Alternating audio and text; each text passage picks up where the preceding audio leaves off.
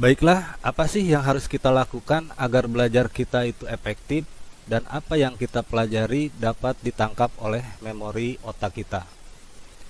Nah, pada kesempatan kali ini, Bapak akan membahas cara belajar efektif. Yang pertama, cara belajar efektif menurut psikologi. Yang kedua, cara belajar efektif menurut penelitian. Menurut psikologi, ada beberapa hal yang mempengaruhi agar belajar kita itu efektif, yaitu yang pertama, merasa butuh untuk belajar. Ketika kita merasa butuh untuk belajar, maka kita akan bersungguh-sungguh di dalam belajar. Kemudian yang kedua, belajar dimanapun yang kita suka. Artinya, memilih tempat untuk belajar itu akan membantu membangkitkan mood kita dalam belajar. Yang ketiga, mencicil pelajaran sedikit demi sedikit. Jadi belajar itu jangan sekaligus. Nah, sedikit-sedikit tapi secara rutin kita laksanakan, kita lakukan sehingga otak kita dapat merekam pelajaran itu dengan baik, dengan maksimal. Yang keempat, membagi waktu belajar. Kita harus membuat jadwal atau target dalam belajar sehingga belajar kita itu menjadi teratur.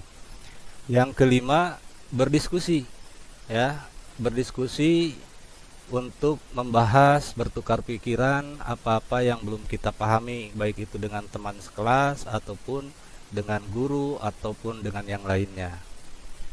Yang keenam, cari cara untuk membantu berkonsentrasi. Maksudnya bagi kalian yang berkonsentrasi dengan musik, maka silahkan putar musik ketika kalian belajar.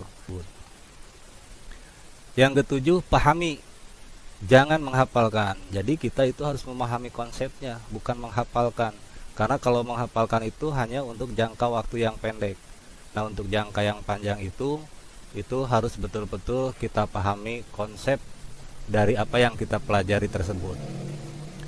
Yang kedelapan, jangan malu bertanya. Artinya ya ada peribahasa, malu bertanya sesat di jalan. Begitu juga dalam belajar. Yang kesembilan, mencoba terus meskipun gagal. Jadi jangan jangan menyerah ya, jangan putus asa. Harus terus mencoba. 10, sukai mata pelajaran. Jadi supaya kita itu dalam belajar itu menjadi enjoy, menjadi menyenangkan dengan menyukai mata pelajaran tersebut. Yang ke-11, manfaatkan fasilitas yang tersedia. Sekarang banyak fasilitas seperti internet, nah itu manfaatkan untuk belajar.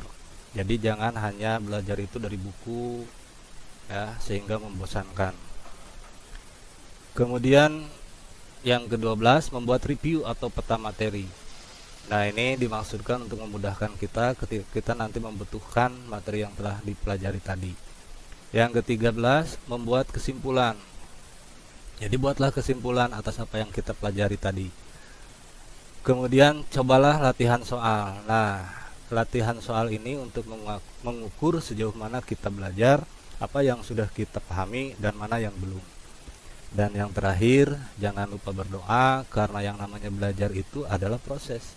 Maka hasil yang menentukan adalah Allah Subhanahu wa taala. Jadi sambil belajar jangan lupa berdoa.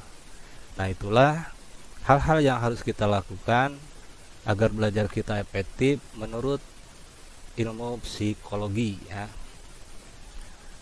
Kemudian selanjutnya, menurut penelitian ada dua aspek yang mempengaruhi hasil belajar, yaitu yang pertama olahraga.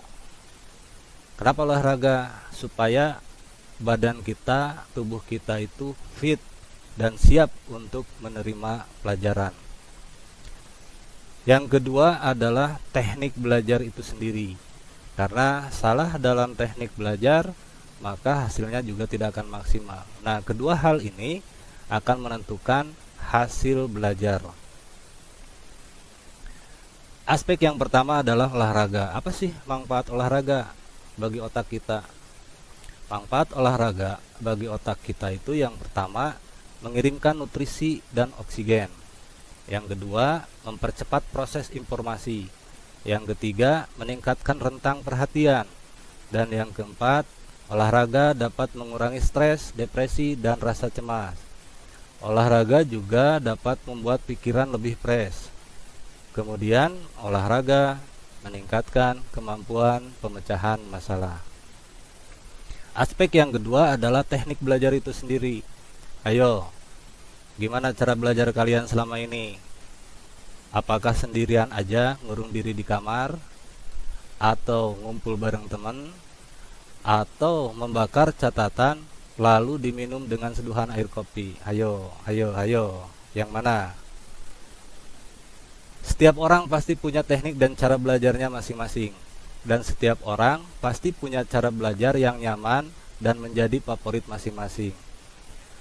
Satu hal yang perlu kamu perhatikan adalah jangan terpaku pada waktu.